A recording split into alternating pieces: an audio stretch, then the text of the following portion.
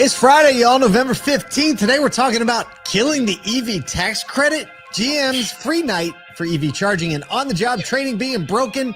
And we also have a webinar in a few hours. Yeah, there's that.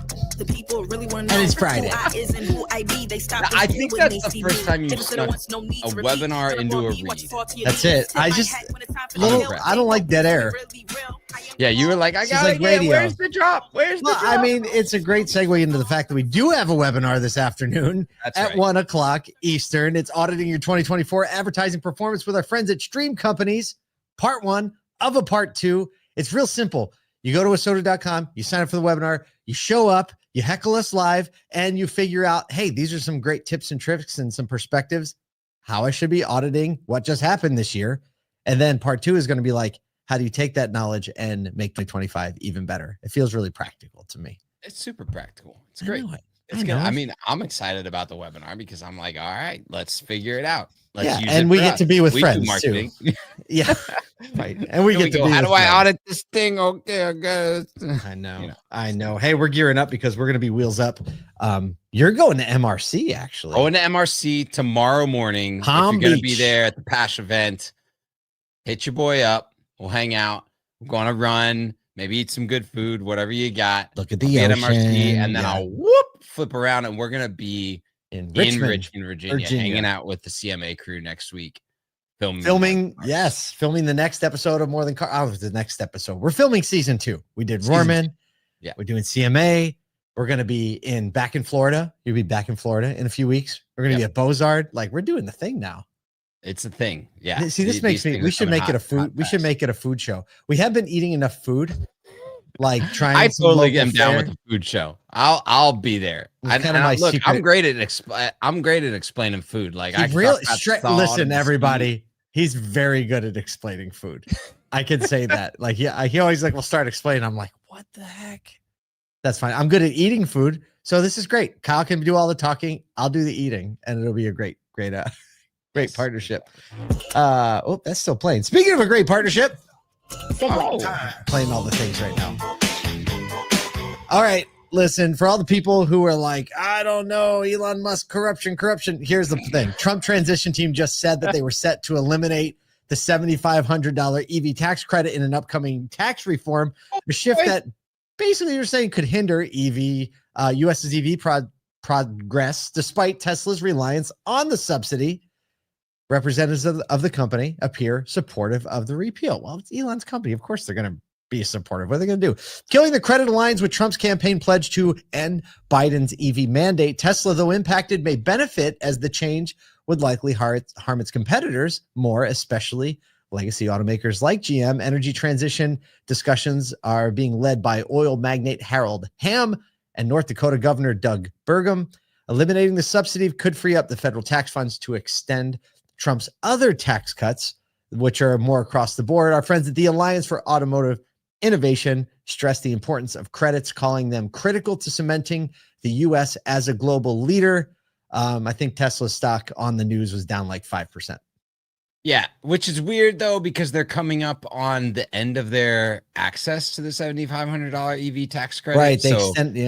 It won't really impact them as much as it will. That's limited. Right. If you didn't know that, it's limited on how many credits any particular company could get, correct? Right. So like a few of these will have a longer run on, would have had a longer run on this, but I just don't see Tesla being impacted that much. Also, we've seen Tesla drop their prices by $9,000 overnight anyway. So it's not like they can't figure out the pricing model to get attraction. It's going to hurt the new entrants. Like if someone started building EVs today and building them in the US, that's who would be like, wait a second, we can't get on board with that thing.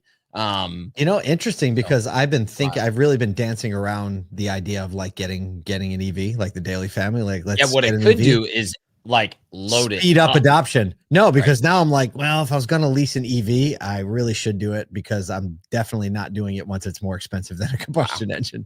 Isn't that wild? So like, get your EVs out. Could be a crazy 3 months. What an amazing thing to do if you sell EVs right now, especially new EVs. Right? Like they just gave you a value proposition. If you were thinking about it, pull the trigger before the end of this year. That's real smart. You heard it here first. You can print that and take it to the news. Speaking of taking it to the news, Come on. Why not?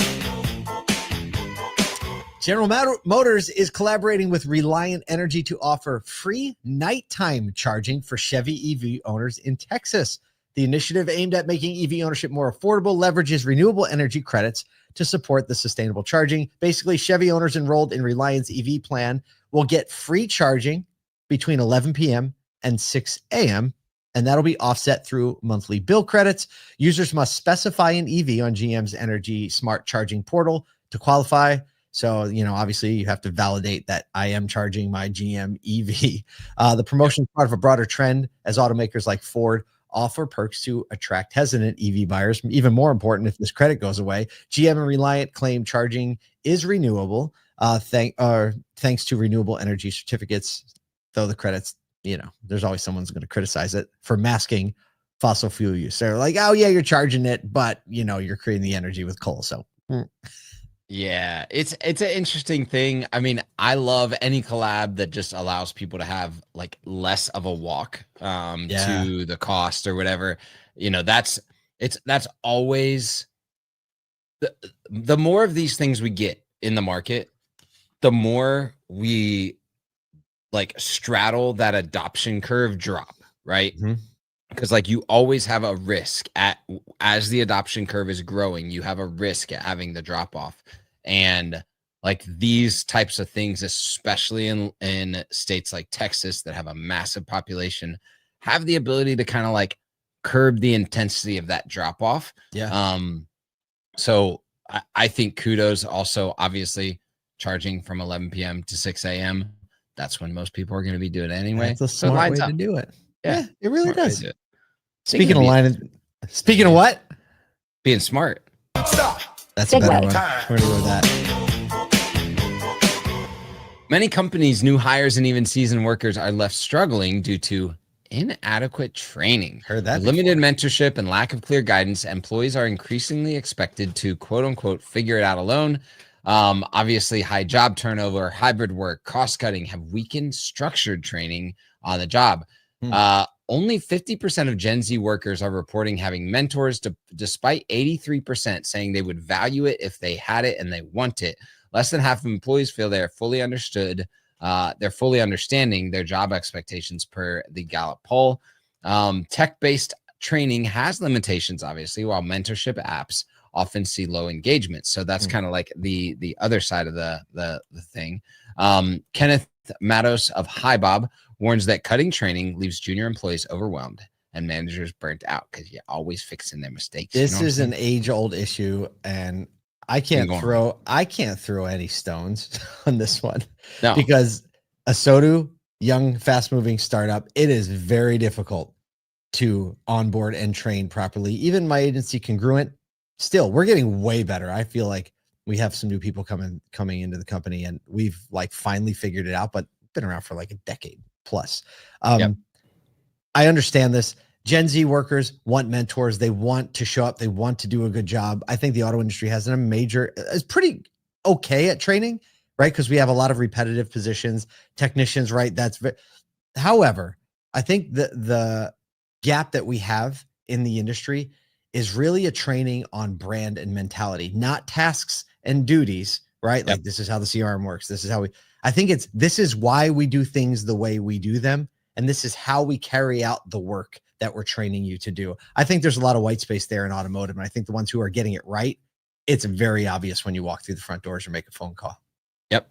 Well, and I'll say, and dealerships are small businesses, right? They don't have 5,000 employees floating around just like figuring out something what to do. It's always on to the next thing. There's always a fire to fight. There's always the next sale. And we get into that, with us startups or small companies, it's always like, what's the next thing? How do we do the next thing? And the training is almost just keep doing something instead of like, how do you grow in career growth? And so we fall victim to it too. But I agree, like if you can get people aligned to why you do what you do, not just how you do what you do, it will produce dividends in their ability to come alongside it and self-teach the how or the what if they understand the why, because that why will drive them to do the same thing that a business owner or anybody in an executive position would do naturally. Yeah, no, knowing that lens that you're looking through everything is a major benefit. Look, we're going to be doing our webinar. We're going to teach you. We're going to train you.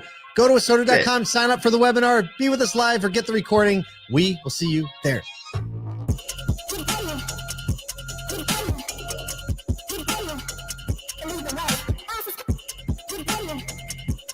going.